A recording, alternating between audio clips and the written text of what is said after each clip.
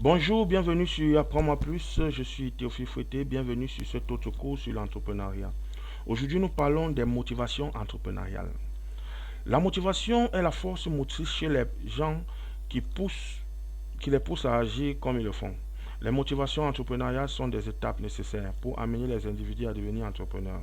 Les chercheurs ont mené diverses recherches sur les motivations entrepreneuriales et ont identifié plusieurs facteurs qui motivent les gens à devenir entrepreneurs. Le problème classique avec le concept de motivation entrepreneuriale est que de nombreux chercheurs ne sont pas d'accord sur toutes les caractéristiques particulières que les entrepreneurs sont censés posséder pour fonctionner en tant qu'entrepreneurs. En fait, il a été constaté que les entrepreneurs à succès ne possédaient pas la plupart ou la totalité des caractéristiques particulières identifiées par les experts pour devenir des entrepreneurs à succès. Ainsi, les chercheurs identifient désormais un ensemble de motivations humaines qui influencent le processus entrepreneurial et concluent que l'esprit d'entreprise n'est pas uniquement le résultat de l'action humaine. Les facteurs externes tels que l'économie, la disponibilité du capital des entreprises, les concurrents et les réglementations gouvernementales sont également des facteurs importants pour l'entrepreneuriat. Parlons ici des facteurs non motivationnels qui influencent l'entrepreneuriat. De nombreux facteurs non motivationnels influencent également l'entrepreneuriat. Certains des plus importants d'entre eux sont les suivants. 1. L'environnement de travail peu satisfaisant. 2. Transition de carrière indésirable. 3. Les influences positives. 4.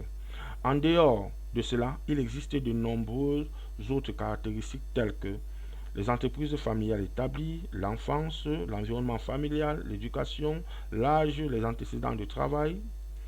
Et certains des facteurs les plus importants derrière l'entrepreneuriat sont un désir d'appliquer des pensées innovantes. 2. Un désir de fonctionnement indépendant. 3. Un désir d'indépendance financière. 4. Un désir d'atteindre des objectifs personnels. Je me répète, certains des facteurs les plus importants derrière l'entrepreneuriat sont en 1. Un désir d'appliquer des pensées innovantes. En 2.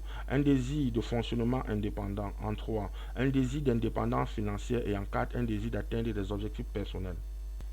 Parlons du besoin de réussite. D'accord?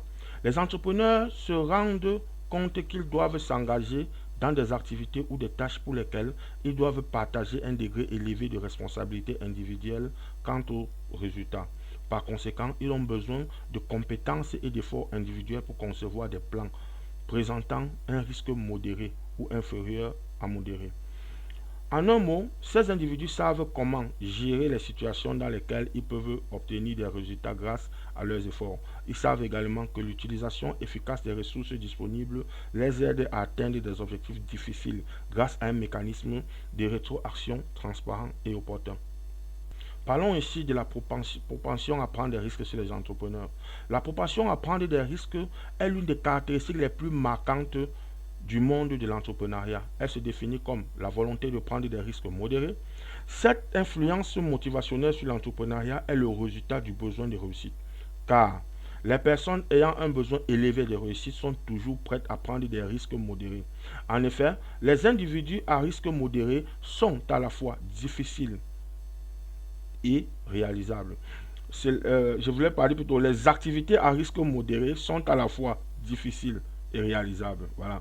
Cela maintient les gens intéressés par la rentabilité potentielle de l'entreprise, tout en les motivant à prendre des risques calculés.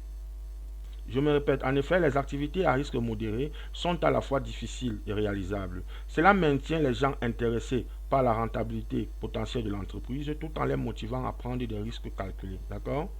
Parlons ici maintenant de la tolérance à l'ambiguïté.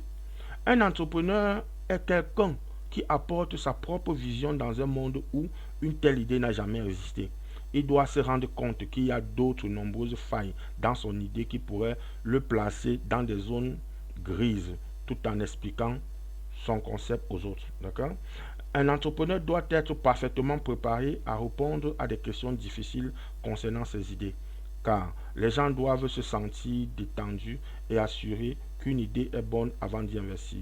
Un entrepreneur doit faire preuve d'une bonne tolérance à l'ambiguïté.